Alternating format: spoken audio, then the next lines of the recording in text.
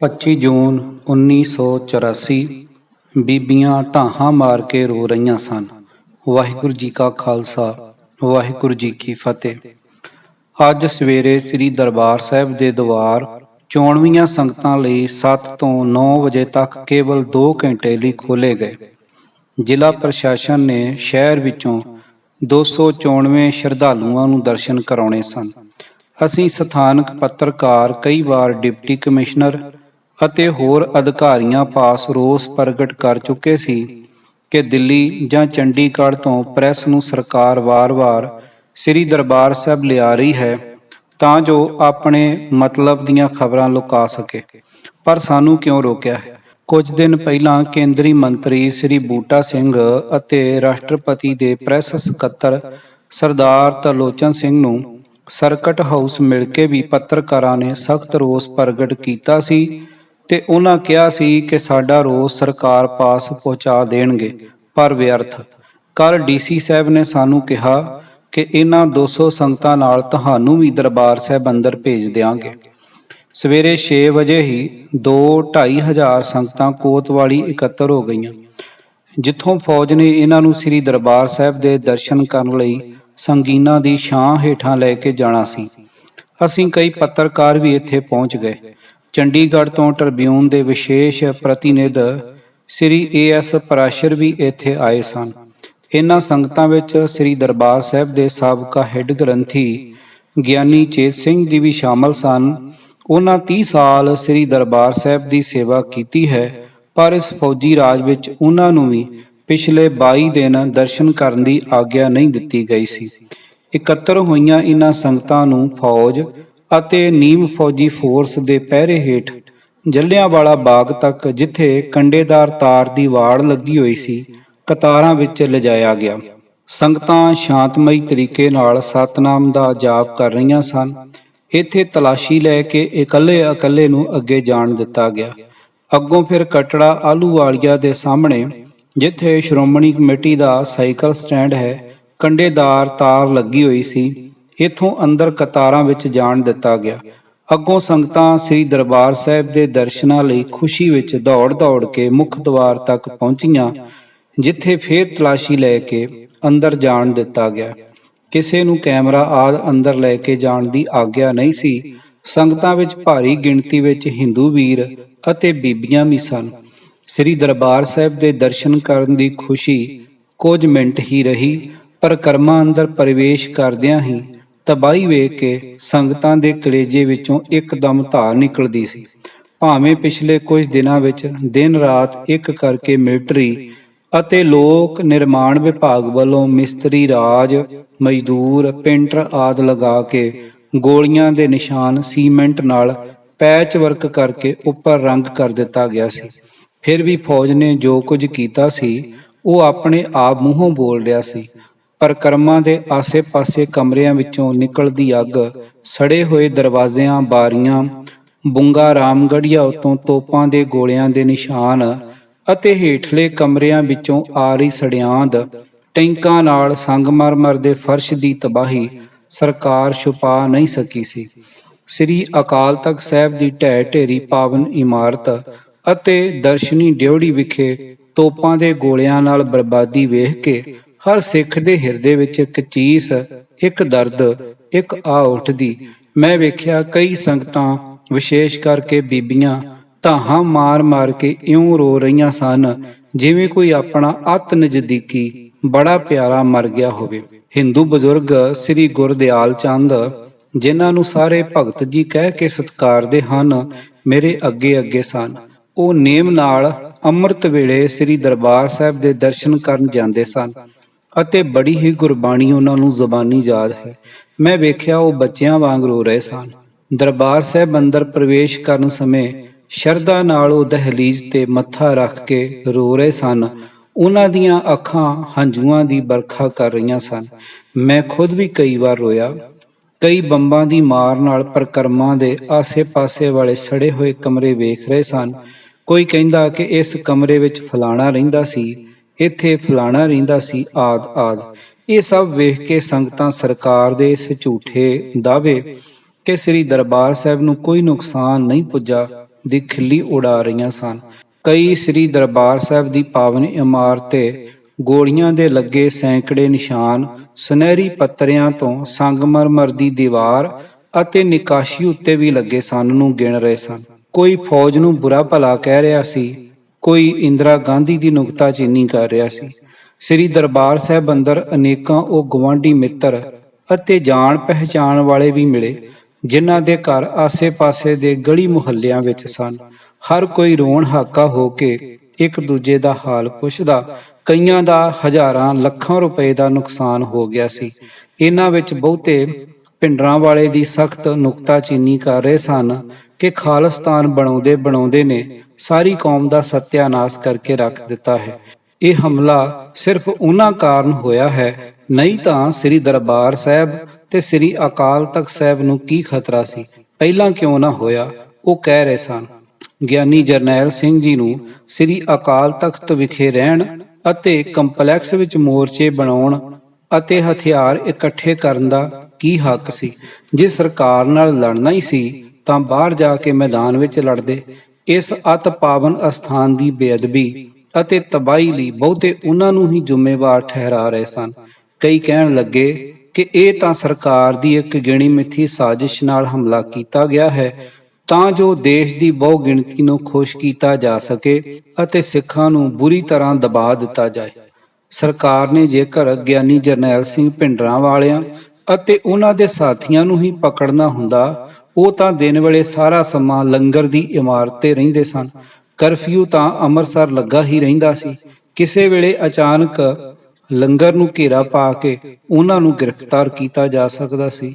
ਜੇ ਦੋਵੇਂ ਪਾਸਿਓਂ ਗੋਲੀ ਵੀ ਚੱਲਦੀ ਤਾਂ ਇਤਨੇ ਨਿਰਦੋਸ਼ ਲੋਕ ਨਾ ਮਰਦੇ, ਨਾ ਹੀ ਸ੍ਰੀ ਦਰਬਾਰ ਸਾਹਿਬ ਅਤੇ ਸ੍ਰੀ ਅਕਾਲ ਤਖਤ ਸਾਹਿਬ ਦੀ ਪਾਵਨ ਇਮਾਰਤ ਨੂੰ ਕੋਈ ਨੁਕਸਾਨ ਪੁੱਜਦਾ।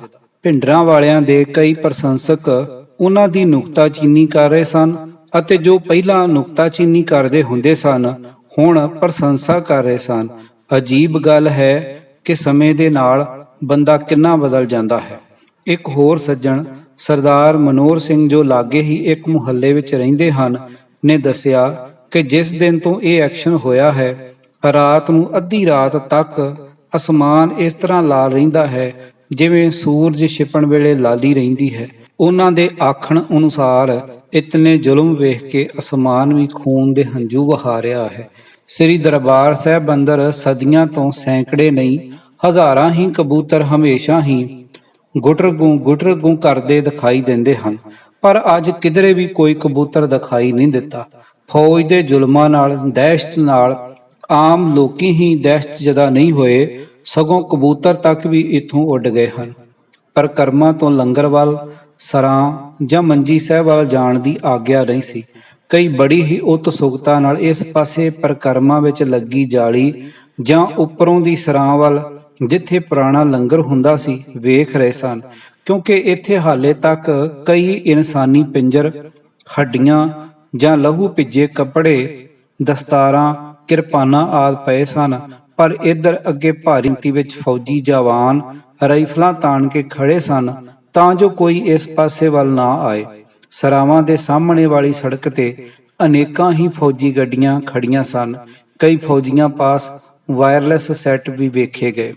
ਸੰਗਤਾਂ ਵਿੱਚ ਵਰਦੀ ਸਮੇਤ ਫੌਜੀਆਂ ਤੋਂ ਬਿਨਾਂ BSF, CRP, ਰਾਅ ਅਤੇ ਪੰਜਾਬ ਦੀ CID ਦੇ ਦਰਜਨਾਂ ਹੀ ਕਰਮਚਾਰੀ ਵੀ ਫਿਰ ਰਹੇ ਸਨ ਜੋ ਸੰਗਤਾਂ ਦੇ ਫੌਜੀ ਹਮਲੇ ਬਾਰੇ ਪ੍ਰਭਾਵ, ਸੰਗਤਾਂ ਦੀ ਆਪਸ ਵਿੱਚ ਗੱਲਬਾਤ ਬੜੇ ਗੌਰ ਨਾਲ ਸੁਣਦੇ ਸਨ ਤਾਂ ਜੋ ਆਪਣੇ ਅਧਿਕਾਰੀਆਂ ਨੂੰ ਦੱਸ ਸਕਣ। ਮੇਰੇ ਕਈ ਗੁਆਂਢੀਆਂ ਨੇ ਮੈਨੂੰ ਪਰਕਰਮਾਂ ਵਿੱਚ ਦੱਸਿਆ ਸੀ ਕਿ ਮੈਂ ਬਾਹਰ ਮੁੱਖ ਗੇਟ ਤੇ ਫੌਜ ਦੇ ਦਫ਼ਤਰ ਤੋਂ ਆਗਿਆ ਲੈ ਕੇ ਆਪਣਾ ਮਕਾਨ ਵੇਖ ਸਕਦਾ ਹਾਂ, ਪਰ ਉੱਥੇ ਬਚਿਆ ਕੁਝ ਨਹੀਂ ਹੈ। ਮੇਰੇ ਨਾਲ ਤੋਮਰ ਤੇ ਪ੍ਰਾਸ਼ਰ ਵੀ ਸੀ। ਅਸੀਂ ਮੇਜਰ ਤੋਂ ਆਗਿਆ ਲਈ। ਉਸਨੇ ਇੱਕ ਜਵਾਨ ਸਾਡੇ ਨਾਲ ਭੇਜ ਦਿੱਤਾ ਤੇ ਕਿਹਾ ਇਹਨਾਂ ਨੂੰ ਮਕਾਨ ਵਿਖਾ ਦਿਓ, ਪਰ ਕੋਈ ਚੀਜ਼ ਚੁੱਕਣ ਨਹੀਂ ਦੇਣੀ। ਸਾਨੂੰ ਗਿਫਟ ਹਾਊਸ ਲਾਗੇ ਪੌੜੀਆਂ ਪਾਸ ਖੜਾ ਕਰਕੇ ਜਵਾਨ ਉੱਪਰਲੀ ਟੁਕੜੀ ਦੇ ਇੰਚਾਰਜ ਤੋਂ ਆਗਿਆ ਲੈਣ ਚਲਾ ਗਿਆ। ਇੱਥੇ ਸਾਡੇ ਪਾਸ ਹੀ MES ਦਾ ਇੱਕ ਜਵਾਨ ਖਾਕੀ ਵਰਦੀ ਪਹਿਨੀ ਰੰਗ ਕਰਦਾ ਖੜੋ ਗਿਆ। ਪ੍ਰਾਸ਼ਰ ਚੰਡੀਗੜ੍ਹ ਦੀ ਪ੍ਰੈਸ ਪਾਰਟੀ ਨਾਲ 14 ਜੂਨ ਨੂੰ ਵੀ ਇੱਥੇ ਆ ਚੁੱਕਾ ਸੀ। ਉਦੋਂ ਹਾਲੇ ਕੋਈ ਮੁਰੰਮਤ ਸ਼ੁਰੂ ਨਹੀਂ ਕੀਤੀ ਗਈ ਸੀ। उसने उस जवान ਨੂੰ ਕਿਹਾ, आपने थोड़े दिनों में बहुत काम कर दिया है, भाव काफी मरम्मत कर देती है। इस ते वो एकदम बोलिया, काम तो इन लोगों ने किया है जिन्होंने एक पूजा के स्थान को किला बना दिया। गुरु रामदास इनको नरक में भेजे। अंदर इतना गोली सिक्का था, तौबा तौबा, जहां तो औरतें भी गोली चला रही थी। पराशर इस नाल गल्लां करन लगा। ये जवान अगों बोलदा गया, जे लोग मांग कर रहे थे कि शहर में बीड़ी सिगरेट पीना मना कर दो, पर अंदर से शराब की बोतलें मिली हैं। कई घरों में कुकर में मीट बनाकर रखा हुआ था। क्या धार्मिक स्थान पर ये चीजें ठीक हैं?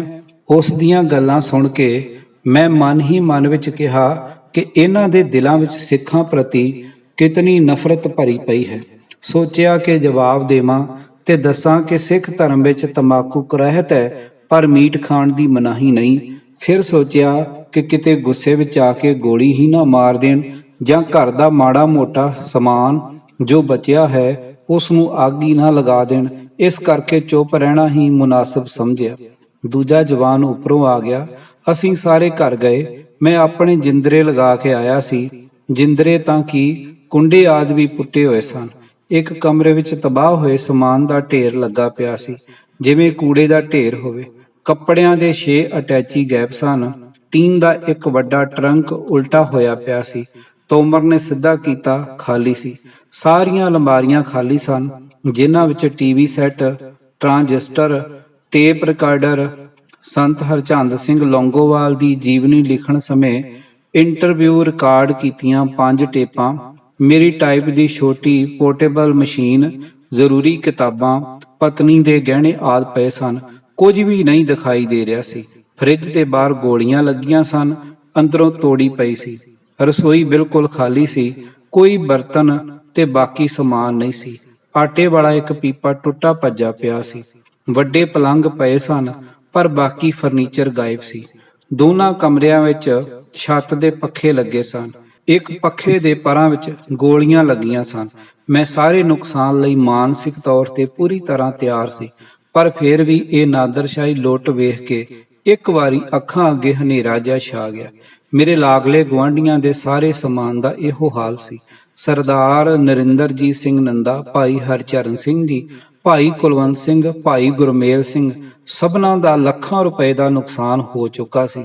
ਤੋਮਰ ਮੈਨੂੰ ਕੱਲ ਤੱਕ ਕਹਿ ਰਿਹਾ ਸੀ ਕਿ ਤੁਹਾਡੇ ਸਭ ਦੇ ਘਰ ਫੌਜ ਦੇ ਕਬਜ਼ੇ ਵਿੱਚ ਹਨ, ਕੋਈ ਚੀਜ਼ ਨਹੀਂ ਜਾ ਸਕਦੀ। ਹੁਣ ਉਸਨੇ ਅਤੇ ਪਰਾਸ਼ਰ ਨੇ ਆਪਣੀਆਂ ਅੱਖਾਂ ਨਾਲ ਇਹ ਨਾਦਰਸ਼ਾਹੀ ਲੁੱਟ ਵੇਖ ਲਈ ਸੀ, ਤਾਂ ਜਾ ਕੇ ਤੋਮਰ ਨੂੰ ਯਕੀਨ ਆਇਆ ਕਿ ਫੌਜ ਇਤਨੀ ਲੁੱਟ ਕਸੁੱਟ ਕਰ ਸਕਦੀ ਹੈ।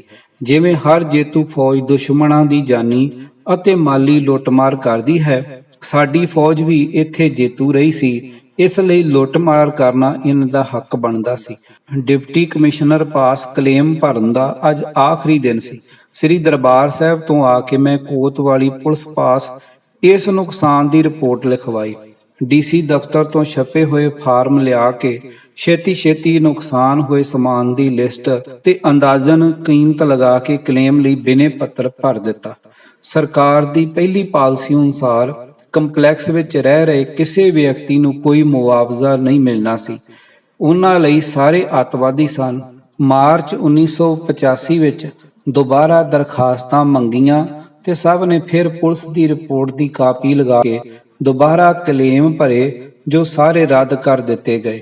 ਸਰਦਾਰ ਸੁਰਜੀਤ ਸਿੰਘ ਬਰਨਾਲਾ ਦੀ ਅਕਾਲੀ ਸਰਕਾਰ ਨੇ ਜਨਵਰੀ 1986 ਵਿੱਚ ਇਹਨਾਂ ਸਭਨਾਂ ਨੂੰ 10-10 ਹਜ਼ਾਰ ਰੁਪਏ ਦਾ ਮੁਆਵਜ਼ਾ ਦਿੱਤਾ। ਅਕਾਲੀ ਦਲ ਨੇ ਜ਼ਿਲ੍ਹਾ ਜਥੇਦਾਰਾਂ, ਵਿਧਾਇਕਾਂ ਤੇ ਪਾਰਲੀਮੈਂਟ ਦੇ ਮੈਂਬਰਾਂ ਦੀ ਇੱਕ ਮੀਟਿੰਗ 29 ਜੂਨ ਨੂੰ ਇੱਥੇ ਬੁਲਾਈ ਹੈ। ਡੈਰੀ ਦੇ ਪੰਨੇ ਹਰਬੀਰ ਸਿੰਘ ਭੰਵਰ, ਆਵਾਜ਼ ਭਾਈ ਗੁਰਜੰਟ ਸਿੰਘ ਰੂਪੋਵਾਲੀ। 26 ਜੂਨ 1984 ਸ੍ਰੀ ਦਰਬਾਰ ਸਾਹਿਬ ਦੇ ਦੁਆਰ ਫਿਰ ਬੰਦ। ਕੱਲ ਜ਼ਿਲ੍ਹਾ ਪ੍ਰਸ਼ਾਸਨ ਨੇ ਲਗਭਗ 294 ਸੰਗਤਾਂ ਨੂੰ ਹੀ ਸ੍ਰੀ ਦਰਬਾਰ ਸਾਹਿਬ ਦੇ ਦਰਸ਼ਨ ਕਰਾਉਣੇ ਸਨ, ਪਰ ਲਗਭਗ 4000 ਸੰਗਤਾਂ ਨੂੰ ਦਰਸ਼ਨ ਕਰਨ ਦਾ ਮੌਕਾ ਲੱਗ ਗਿਆ। ਫੌਜੀ ਤੇ ਜ਼ਿਲ੍ਹਾ ਅਧਿਕਾਰੀਆਂ ਨੇ ਸੋਚਿਆ ਕਿ ਇਸ ਤੋਂ ਉਤਸ਼ਾਹਤ ਹੋ ਕੇ ਹੁਣ ਬਹੁਤ ਹੀ ਸੰਗਤਾਂ ਆਉਣਗੀਆਂ, ਸੋ ਪਿਛਲੀ ਰਾਤ ਨੂੰ ਲੋਕ ਸੰਪਰਕ ਵਿਭਾਗ ਵੱਲੋਂ ਅਨਾਉਂਸਮੈਂਟ ਕੀਤੀ ਗਈ ਕਿ ਕੇਵਲ ਪਰਮਿਟ ਨਾਲ ਹੀ ਦਰਸ਼ਨ ਕਰਨ ਜਾਇਆ ਜਾ ਸਕਦਾ ਹੈ। ਇਸ ਦੇ ਬਾਵਜੂਦ ਵੀ ਸਵੇਰੇ ਭਾਰੀ ਗਿਣਤੀ ਵਿੱਚ ਸੰਗਤਾਂ ਕੋਤਵਾਲੀ ਇਕੱਤਰ ਹੋ ਗਈਆਂ। ਅਧਿਕਾਰੀਆਂ ਨੇ ਉਹਨਾਂ ਨੂੰ ਵਾਪਸ ਘਰ ਭੇਜ ਦਿੱਤਾ। ਫੌਜੀ ਤੇ ਜ਼ਿਲ੍ਹਾ ਅਧਿਕਾਰੀਆਂ ਦੇ ਇਸ ਰਵੱਈਏ ਕਾਰਨ ਸੰਗਤਾਂ ਨੂੰ ਬੜੀ ਹੀ ਨਿਰਾਸ਼ਾ ਹੋਈ। ਕੇਵਲ ਕਾਂਗਰਸੀਆਂ ਅਤੇ ਅਫਸਰਾਂ ਦੀ ਸਿਫਾਰਿਸ਼ ਤੇ ਲਗਭਗ 294 ਸ਼ਰਧਾਲੂਆਂ ਨੂੰ ਹੀ ਸ੍ਰੀ ਦਰਬਾਰ ਸਾਹਿਬ ਦੇ ਦਰਸ਼ਨ ਕਰਵਾਏ ਗਏ। ਜ਼ਿਲ੍ਹਾ ਜਲੰਧਰ, ਸੰਗਰੂਰ ਅਤੇ ਬਠਿੰਡਾ ਤੋਂ ਵੀ ਸਪੈਸ਼ਲ ਬੱਸਾਂ ਰਾਹੀਂ ਇੱਥੇ ਆ ਕੇ ਸੰਗਤਾਂ ਨੇ ਦਰਸ਼ਨ ਕੀਤੇ। ਅੱਜ ਪੰਜਾਬ ਵਿੱਚ 57 ਵਿਅਕਤੀ ਹੋਰ ਫੜੇ ਹਨ। ਬਾਬਾ ਨਿਹਾਲ ਸਿੰਘ ਹਰੀਆਂ ਵੇਲਾਂ ਵਾਲਿਆਂ ਨੂੰ ਵੀ ਗ੍ਰਿਫਤਾਰ ਕੀਤਾ ਗਿਆ ਹੈ। ਕੋਟਕਪੂਰੇ ਦਹਿਸ਼ਤ ਪਸੰਦਾਂ ਨੇ ਜਗਤ ਰਾਮ ਦੇ ਇੱਕ ਵਿਅਕਤੀ ਨੂੰ ਮਾਰ ਦਿੱਤਾ। ਸਰਕਾਰੀ ਬੁਲਾਰੇ ਅਨੁਸਾਰ ਨਕੋਦਰ ਲਾਗੇ ਚੱਕ ਕਲਾਂ ਵਿਖੇ ਇੱਕ ਅੱਤਵਾਦੀ ਜਗੀਰ ਸਿੰਘ ਮਾਰਿਆ ਗਿਆ ਹੈ। ਅਕਾਲ ਤਖਤ ਸਾਹਿਬ ਦੇ ਪਿਛਲੇ ਪਾਸੇ ਤੋਂ ਇੱਕ ਐਂਟੀ ਟੈਂਕ ਗ੍ਰਨੇਡ ਅਤੇ ਕਈ ਹਥਿਆਰ ਮਿਲੇ ਹਨ। ਅਕਾਲੀ ਦਲ ਦੇ ਐਕਟਿੰਗ ਪ੍ਰਧਾਨ ਸਰਦਾਰ ਉਜਾਗਰ ਸਿੰਘ ਸੇਖਵਾਂ ਅਤੇ ਸ਼੍ਰੋਮਣੀ ਕਮੇਟੀ ਦੇ ਜਨਰਲ ਸਕੱਤਰ ਸਰਦਾਰ ਮੇਜਰ ਸਿੰਘ ਉੱਬੋਕੇ ਨੇ ਇੱਕ ਸਾਂਝੇ ਬਿਆਨ ਵਿੱਚ ਅਕਾਲੀ ਵਿਧਾਇਕਾਂ ਅਤੇ ਜ਼ਿਲ੍ਹਾ ਜਥੇਦਾਰਾਂ ਨੂੰ ਅਪੀਲ ਕੀਤੀ ਹੈ ਕਿ ਸਰਕਾਰੀ ਕਮੇਟੀਆਂ ਦਾ ਉਤਨਾ ਚਿਰ ਬਾਈਕਾਟ ਜਾਰੀ ਰੱਖਿਆ ਜਾਏ ਜਦ ਤੱਕ ਅਕਾਲੀ ਦਲ ਦੀਆਂ ਮੰਗਾਂ ਨਹੀਂ ਮੰਨੀਆਂ ਜਾਂਦੀਆਂ। ਪੰਜ ਸਿੰਘ ਸਾਹਿਬਾਨ ਨੇ ਰਾਸ਼ਟਰਪਤੀ, ਪ੍ਰਧਾਨ ਮੰਤਰੀ ਤੇ ਗਵਰਨਰ ਪੰਜਾਬ ਨੂੰ ਤਾਰਾਂ ਦੇ ਕੇ ਮੰਗ ਕੀਤੀ ਹੈ ਕਿ ਸਰਕਾਰ ਕਾਰ ਸੇਵਾ ਦਾ ਕੰਮ ਸ਼੍ਰੋਮਣੀ ਕਮੇਟੀ ਤੇ ਸੰਗਤਾਂ ਨੂੰ ਸੌਂਪ ਦੇਵੇ ਅਤੇ ਖੁਦ ਕੋਈ ਦਖਲ ਨਾ ਦੇਵੇ। ਅੱਜ ਮੇਰੀ ਪਤਨੀ ਕੈਲਾਸ਼ ਦਾ ਜਨਮ ਦਿਨ ਹੈ। ਇਸ ਦਿਨ ਤੇ ਮੈਂ ਹਮੇਸ਼ਾ ਉਸ ਨੂੰ ਕੋਈ ਗਿਫਟ ਦਿੰਦਾ ਹਾਂ। ਜੇਕਰ ਉਹ ਮੇਰੇ ਪਾਸ ਨਾ ਹੋਵੇ ਤਾਂ ਤਾਰ ਰਾਹੀਂ ਸ਼ੁਭ ਇਸ਼ਾਵਾਂ ਤੇ ਵਧਾਈ ਵੀ ਭੇਜਦਾ ਹਾਂ। ਅੱਜ ਉਸ ਨੂੰ ਖਤ ਲਿਖਿਆ ਹੈ, ਸਾਡਾ ਘਰ ਫੌਜ ਨੇ ਲੁੱਟ ਲਿਆ ਹੈ। ਮੈਂ ਖੁਦ ਰਿਫਿਊਜੀਆਂ ਵਾਂਗ ਦਿਨ ਬਿਤਾ ਰਿਹਾ ਹਾਂ। ਤੇਰੇ ਜਨਮ ਦਿਨ ਤੇ ਕੇਵਲ ਆਪਣੀਆਂ ਸ਼ੁਭ ਇਸ਼ਾਵਾਂ ਤੇ ਪਿਆਰ ਹੀ ਭੇਟ ਕਰ ਸਕਦਾ ਹਾਂ। ਮੇਰੀ ਪਤਨੀ ਦੇ ਪਰਿਵਾਰ ਦਾ ਘਰ 1947 ਵਿੱਚ ਸਿਆਲਕੋਟ, ਪਾਕਿਸਤਾਨ ਜਨੂਨੀ ਮੁਸਲਮਾਨਾਂ ਨੇ ਲੁੱਟ ਲਿਆ ਸੀ, ਪਰ ਇੱਥੇ ਆਪਣੇ ਦੇਸ਼ ਵਿੱਚ ਉਸ ਦਾ ਘਰ ਸਾਡੀਆਂ ਆਪਣੀਆਂ ਹੀ ਫੌਜਾਂ ਨੇ ਲੁੱਟ ਲਿਆ ਹੈ। ਕਿੱਡੀ ਟ੍ਰੈਜਡੀ ਹੈ।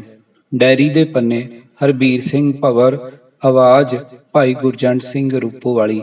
ਵਾਹਿਗੁਰੂ ਜੀ ਕਾ ਖਾਲਸਾ, ਵਾਹਿਗੁਰੂ ਜੀ ਕੀ ਫਤਿਹ।